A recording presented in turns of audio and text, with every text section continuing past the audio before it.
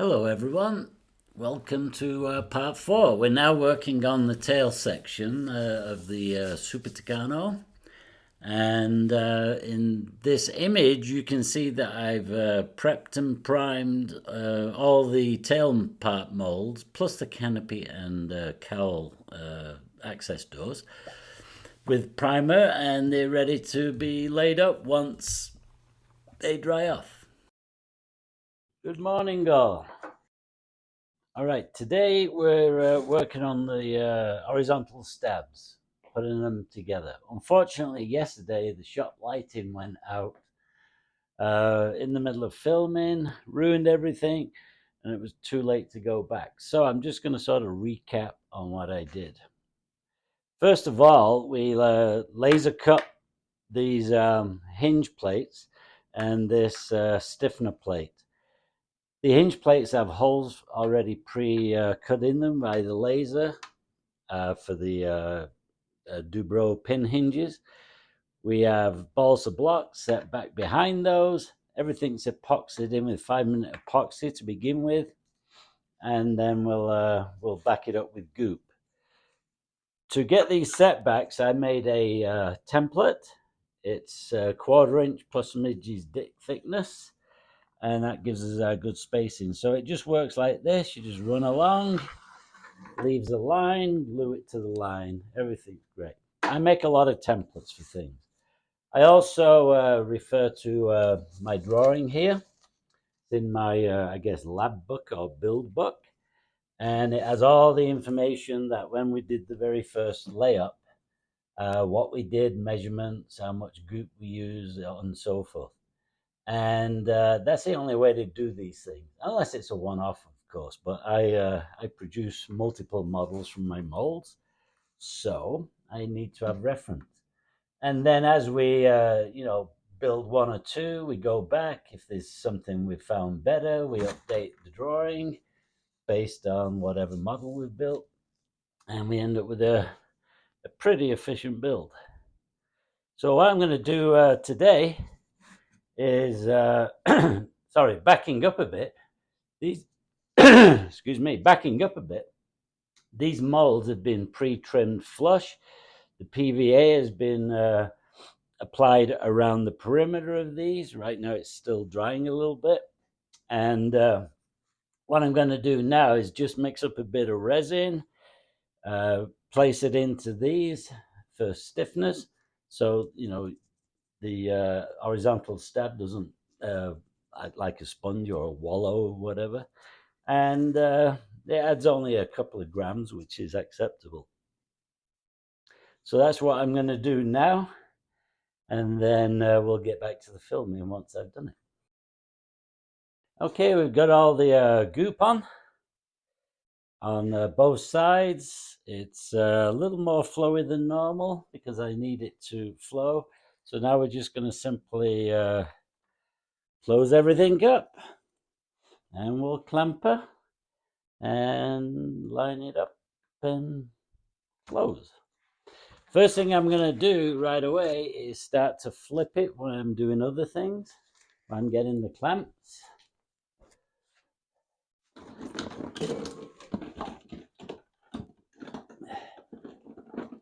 And this way we get a good bond between all the components.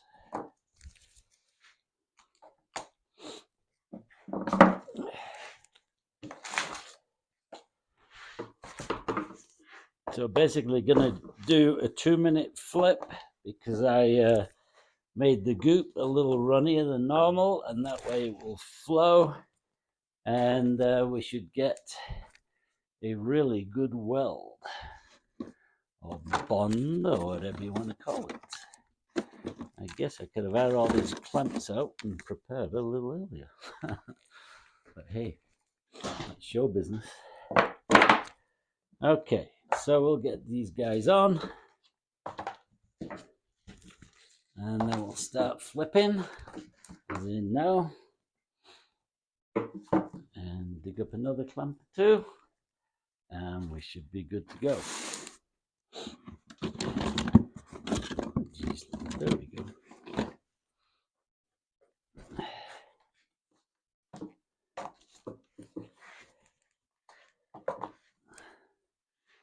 All right, so we're gonna do a little doodad this way.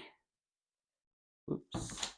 We're gonna do it this way because that's where the majority of weld is. I'm gonna see if I can get that on camera. Well, maybe not get it on camera. All right, but we need to just do a little tweak here. Make sure we've got this good.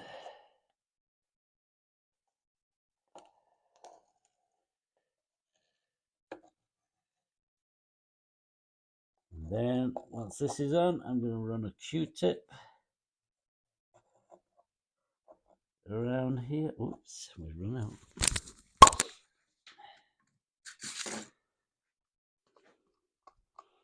I'm going to get a Q-tip in there and get any excess goop out of the elevator area.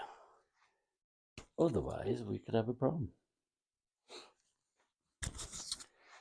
But the main thing is you don't want these elevator plates, or hinge plates for the elevator, I should say, coming off mid-flight.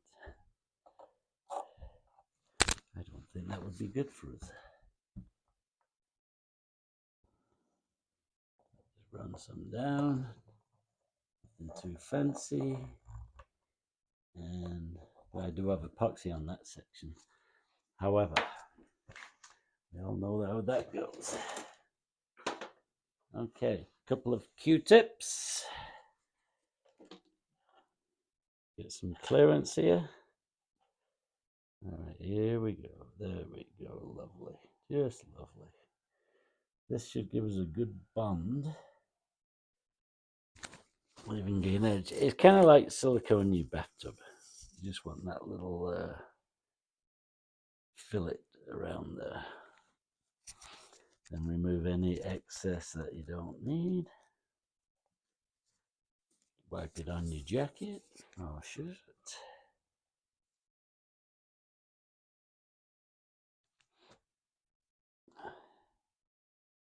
Gosh, it's cold in my shop this morning. I keep sniffling. You'll have to forgive me for that.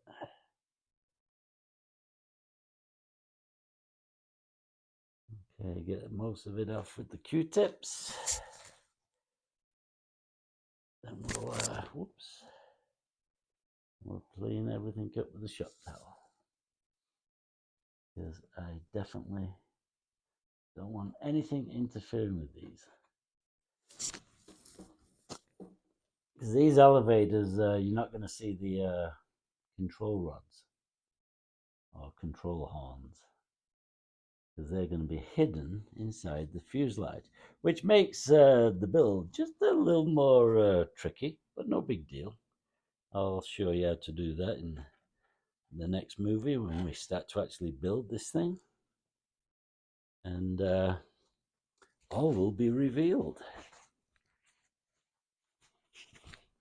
Now, one thing I've noticed, I was looking at the analytics on my videos, because I've just started this YouTube thing. And I thought, you know, good to pass on anything you've learned over the years and tips and tricks I've learned from many other people. And every time we do these videos, we kind of pass it all on. So it's a legacy to all the new kids on the block, as they say. And hopefully everybody learns from this, because I know I've learned a lot over the ages. And all's good. So I'm going to try and squeeze the mold a bit, so any of these pieces which are in there, which may have not got, you know, a full contact, will create little sort of slivers of contact between the outer surface and those inner frames. See some hot rod just past my house.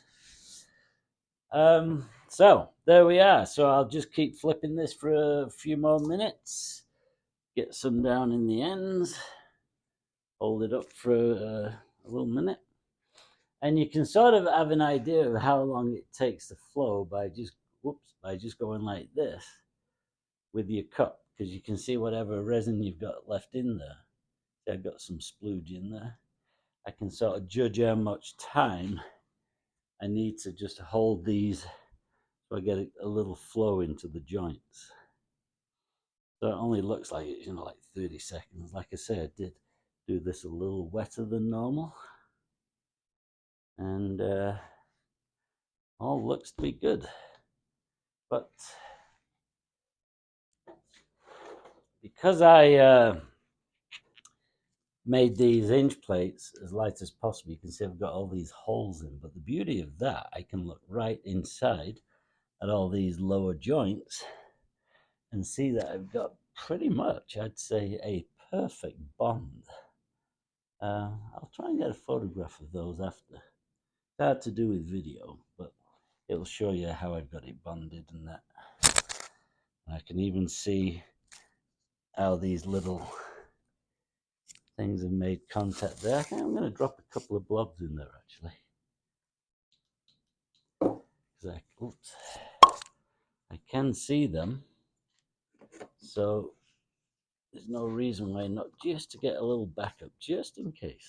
Because I can use the syringe and just put a few drops in. I can aim it down because it's very clear and accessible. And you'll see that when I do a photograph of it. But this will allow me to ensure that this middle plate here is perfectly, there we go. Whoops, let's get it just, there we go. Get the angle right. Yeah, it's running away on me. Drop a few in. I'll push those down with a lolly stick in a minute. Popsicle, as my brethren Americans call it. It looks a bit messy from here, but probably help if I do it on the right side. Not super critical because it's already supported by the 5-minute epoxy that I did yesterday. But nothing like a little backup. So actually, I think I'll just use this guy to push it in with.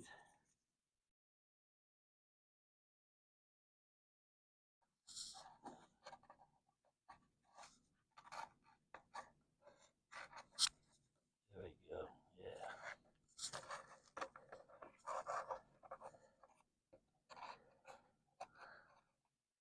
I mean, more the merrier as far as splooge goes, I say.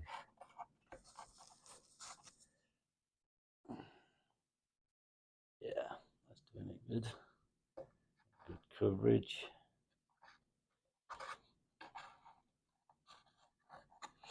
Now, I've noticed, by the way, in the analytics for these videos, that only 7% of you actually watched them all the way through. Well, that's kind of a little disappointing, but thank you for the 7% who do it. And I'll tell you why, because all the way through the videos, I'm pointing out little tips and tricks and things I do. And if you jump in, like, the first 2 minutes at the front of the video, the last, whatever, 4 or 5 minutes at the back, you're going to miss a lot of tips and stuff. So what I'm going to do is change the format of these videos somewhat. So, like the application of the goop on this elevator, horizontal stab today, I'm not filming it. I'll take a photograph of it maybe at the end. And that way, we just jump past the boring bits. And because it's just a repeat of what I did with the fuselage. So hoping you actually saw the fuselage video, and that's good enough, where's my goopy doopy? Seem to have lost some of it here.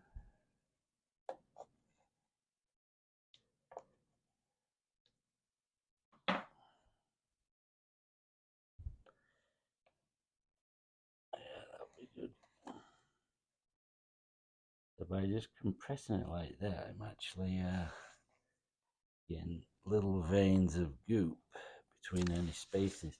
You have to leave some spaces between, you know, the support plates or hinge plates or whatever you're doing, so that you can get the goop in. If you do it too tight, too perfect, you have a problem. You don't get stick because you've no glue in there.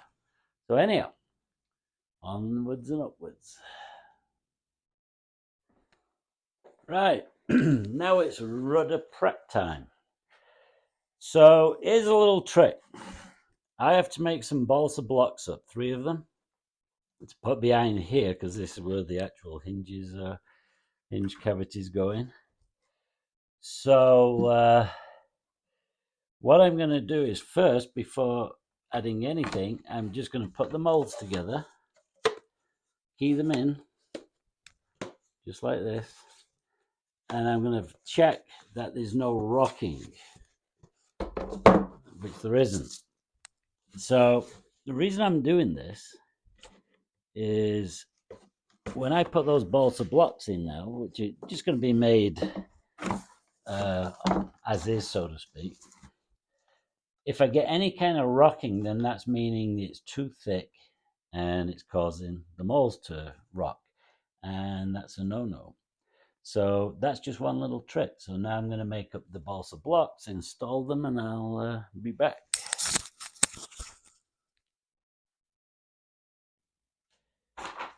Now we're ready to put the rudder halves together. This is basically a hollow part.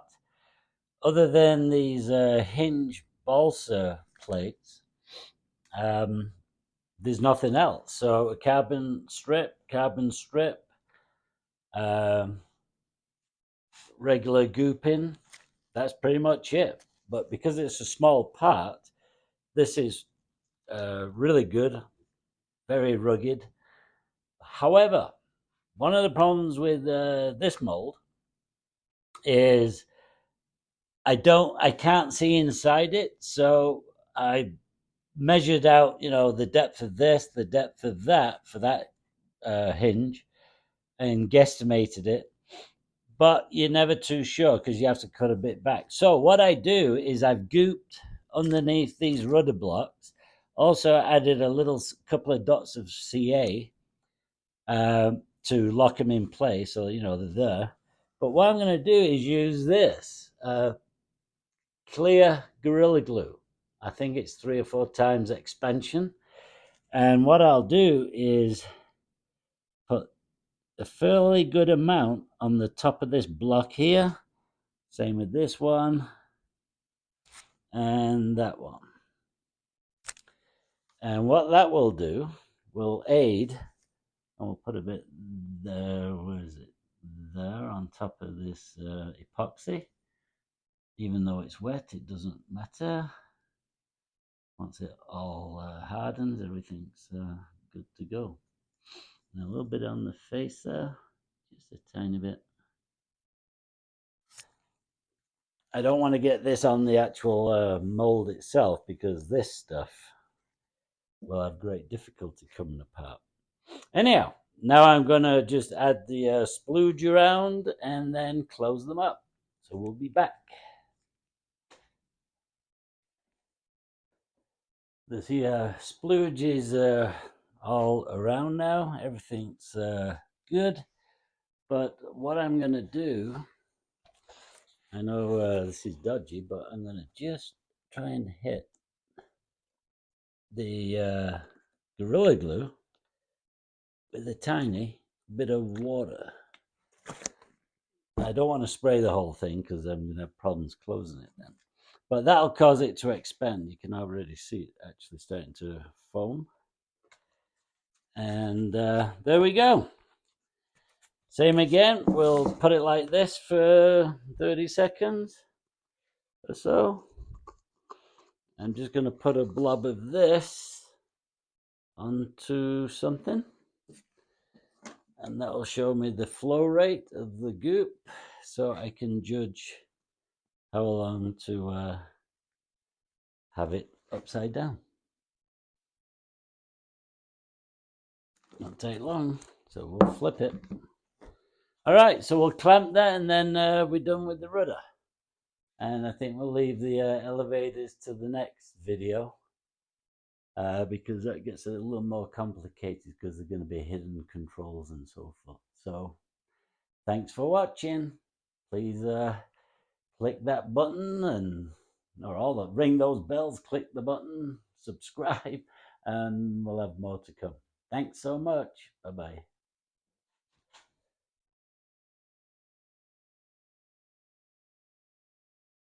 Okay, we're at the final stages now.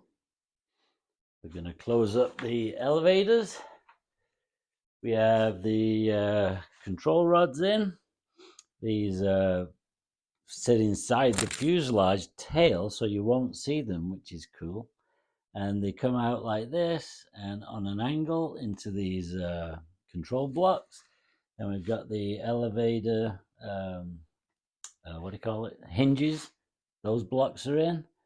And I'm just going to hit these with a little bit of water, which hopefully will evaporate out. Otherwise, we're going to have wet elevators. But that'll make the Gorilla Glue expand. So they're all nicely closed up now.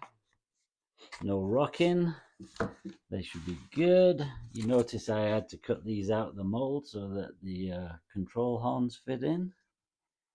And now it's just a matter of putting the clamps on, get them inside the house so they can stay warm, and we'll look at maybe cracking them open tomorrow. So that is pretty much the end of, what is it, video number 4, which is doing all the control surfaces. Been a long haul, at least maybe somewhere around 10 hours worth of work between laying up and putting all these molds together and being prepped and putting all the parts in and so on and so forth.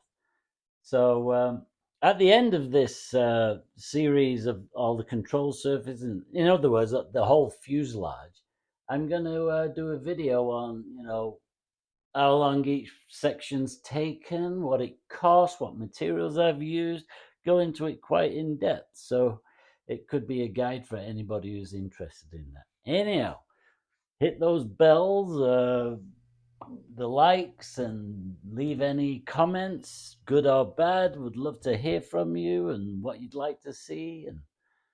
And anyhow, subscribe. That'd be wonderful. It'd be nice to actually get some money to pay for these things. Very expensive. Anyhow, there we go. See you on the next one.